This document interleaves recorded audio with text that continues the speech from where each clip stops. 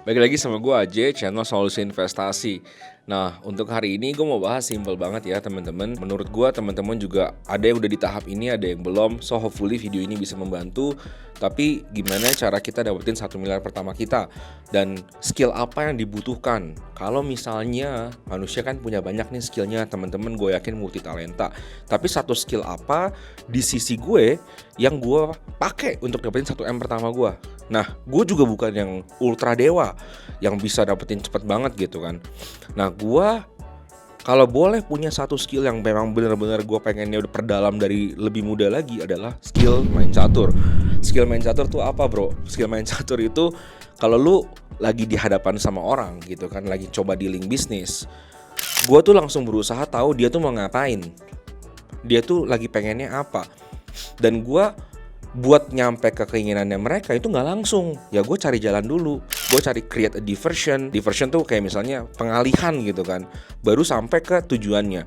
Dan gue berusaha membuat lawan gue merasa menang, misalnya dalam cara mau closing deal nih, gue berusaha lawan gue berasa menang, padahal nggak, gue juga menang gitu. Gue nggak perlu dia tahu kalau gue merasa menang, tapi dalam dealnya seperti itu.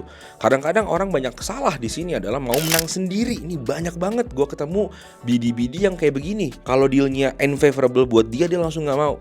Padahal kadang-kadang ya misalnya dalam skala kemenangan, gue menang 10%, orang lain menang 20%. It's okay, dua-duanya menang guys. Itu prinsip gue. Dan dari sisi gue, main catur adalah yang gue pakai sampai dapat 1M pertama di kerjaan. Bukan magic, bukan apa-apa. Gue simply naik aja di karir, terus-terusan dapat opportunity, more kerjaan, more works. Dan ini yang gue pakai untuk dapat 1M pertama gue. Skill yang gue pertahankan dan gue pengen terus deperdalami lagi. Gue juga bukan yang super gimana, yaitu adalah skill main catur gue. So itu dari gue. Next kita lihat dari Jody. Oke, sekarang ini sama Jody, gue mau bahas kalau dari Jody skill apa yang dia mau pertahanin cuy. Skill apa yang mau dikembangin untuk dapetin 1M pertamanya dia kemarin. Boleh bro? Oke, kalau skill yang dipertahanin itu gua pilih skill bahasa gua dan juga komunikasi. Karena tidak bisa dipungkiri benefit yang bisa gua dapatkan sampai saat ini didapatkan itu dari komunikasi gua dengan Chinese mainland ya. Guys, bahasa Mandarin, betul. Itu yang ngebuka peluang gue bisa sampai saat ini sekarang. Tapi bukan cuman bisa berbahasa Mandarin, tapi lo harus bisa berkomunikasi dengan benar juga. Ya dong, attitude-nya juga tetap dijaga, terus profesionalitasnya juga tetap dijaga. Jadi segala sesuatu yang menyangkut dengan pekerjaan, itu juga kita, ibaratnya kan bekerja itu kan waktu lo ditukar dengan uang kan ya. Ya kan, tenaga lo ditukar dengan uang, ya whatever it is lah. At least lu aset lu tuh ditukar dengan sesuatu. Nah, begitu lu melakukan penukaran itu ya lu juga harus bisa menjaga atau maintaining relationship sama mereka. Ya, which is akan nyambung juga dari komunikasi. Lu juga akan membangun yang namanya personal brand. Ya kan? Ya which is gua di sini ya sebagai pekerja AV yang bekerja dengan Chinese company sebelumnya. Ya kalau lu lihat resume gua kan rata-rata kantor yang gua kerja Chinese semua gitu. Ya mungkin itu sih dari gua kalau skill yang atau keahlian yang harus gua pertahankan sampai saat ini. Itu sih. Yuk, mantap. Nah ini gue lagi sama Rofik. Sama pertanyaannya Fik, gue mau nanya, untuk dapetin 1M pertama lu kan ada banyak nih, lu juga multi talenta, multi skill. Skill apa yang paling berkontribusi untuk dapetin 1M pertama lu? Dan itu cuma boleh itu doang lu pertahanin, dan kenapa? Silakan. Kalau dari gua sih mungkin ya itu adalah bahasa, dan titik utama mungkin untuk sekarang itu yang sangat penting bagi gua adalah bahasa Mandarin, ya kan. Tidak bisa kita pungkiri bahwa bahasa Mandarin ini adalah bahasa yang sangat penting sekali, ya kan, saat ini. Kalau misalkan di Cina juga semakin besar negaranya, ya kan, kita mau belajar apapun juga dari Cina, mau beli apapun dari Cina ujungnya, ya kan. Semakin kita menguasai bahasa, ya akan semakin besar kemungkinan kita lah untuk bahasa Mandarin ya bisa lebih sukses lah, ya kan. Gitu sih kalau menurut gue ya, karena ya apa sih sekarang yang nggak made in China gitu kan, ujungnya kan. Lu kalau misalkan lu bisa bahasa Mandarin, berarti akses kamu untuk misalkan dapat proyek, ya kan, untuk dapat koneksi dari Cina lebih besar dibanding kalau cuma bisa bahasa Inggris gitu. Ini sama ya guys, kurang lebih sama Jody. Jadi memang menurut gue sekali lagi re-emphasizing aja bahasa Mandarin sangat-sangat penting. Tadi Rafiq juga bilang bener banget menurut gue men. Sekarang everything comes from China. Udah nggak ada lagi lah. Mungkin beda zaman ya bro. Iya, beda zaman. Kayak zaman dulu kita masih kecil atau zaman orang tua kita lah. Kalau barang dari China itu diremehkan. Iya. Kayak jelek nih barangnya dari Cina, made in Low China. quality gitu. Low quality. Sekarang enggak. Sekarang enggak men. Barang dari Cina malah keluar bagus-bagus dengan harga murah. Ini stereotip yang butuh puluhan tahun buat dirubah. Sekarang zaman dulu pertama kali Wuling masuk masih banyak tuh stereotip ya, mobil-mobil. Sekarang BYD udah kualitas kan. Ya kan, BYD itu bagus ya kan. Iya kan. Dan kalau lu ke China sendiri sekarang, mereka juga udah nggak terlalu pakai mobil Jepang cuy. Mobil Jepang kayak gue kemarin baru dari sana, mobil Jepangnya tuh justru malah dikit. Mobilnya mobil mereka semua.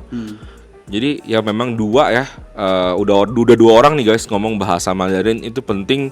Dan satu skill yang mereka pertahanin dan mereka pakai untuk dapetin 1M pertamanya mereka. Thank you Vic. Oke, sekarang yang terakhir sama Andre nih. Sama pertanyaannya ya.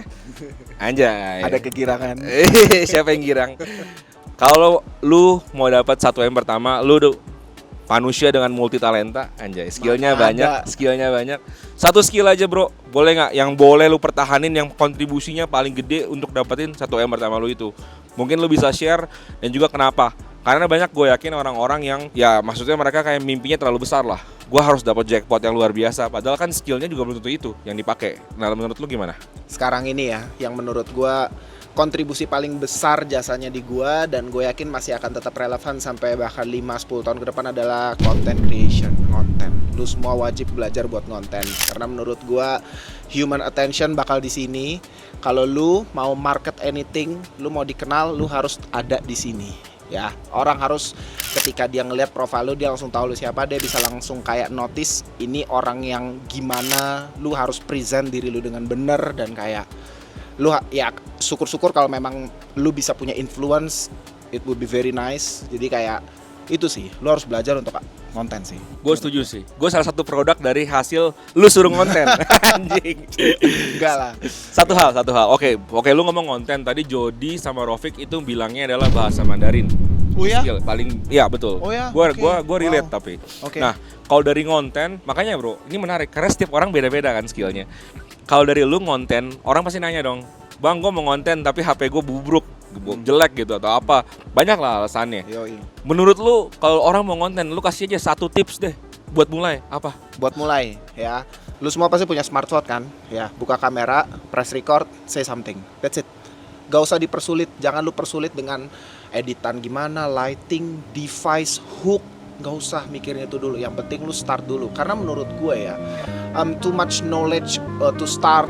Gini, menurut gue musuh dari mulai itu adalah perfection. Ketika lu mau mulai something dan lu berpikir harus start perfectly, ya you gak akan make it menurut gue. Tapi ya mulai aja gitu. Dan menurut gue perfection itu juga akan sesuatu yang grafiknya linear akan naik terus sesuai dengan standar lu. Jadi kayak ya there is no perfection menurut gue sendiri masih terus achieving greatness gitu loh. Walaupun gue udah kayak 4-5 tahun konten gitu. Beneran. Bukan J-chart ya, bukan J-chart tapi terus linear. improve diri gue untuk bisa jadi content creator yang jauh lebih baik lagi. Gitu sih menurut gue. Setuju gue. Thank you banyak bos, thank you banyak. Thank you, Jadi bosku. teman-teman udah lihat ya. Setiap orang nih bahkan gue interview di satu tempat yang sama itu ngomongnya hal yang beda semua. Karena banyak banget jalan menuju dapat 1M-nya itu, nggak ada satu jalan yang fix man. Benar. Nggak ada jalan yang fix dan setiap orang gua rasa cukup adil lah dikaruniakan skill yang beda-beda. Tinggal mana yang bisa lu pakai, ya lu pakai gitu. Jangan lu berusaha nge-copy skillnya Andre atau skillnya gue atau skillnya Jody atau skillnya Rafiq. Sekarang lu cek dulu diri lu jagonya di mana. Kalau lu udah cek jagonya di mana, lu tahu di mana, lu kembangin dari situ. Itu menurut gua. Betul. Oke, guys. Apapun yang lu kerjain, kalau lu bisa tambahin konten, tambahin sosmed, lu akan naikin secepat banget. Lu akan banyak pintu yang terbuka buat lu yang lu nggak pernah expect sebelumnya. Karena back then kan ya mungkin word of mouth, kita harus ada referensi dari orang.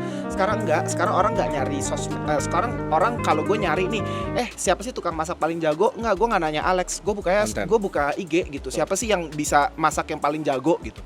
As simple as that gitu. Jadi apapun skill lo, apapun yang lo kerjain, lo harus konten. Sesimpel apapun formnya lo harus konten. Setuju. Thank you banyak bro. Sama-sama, Semoga brother. teman-teman belajar. See you guys next time.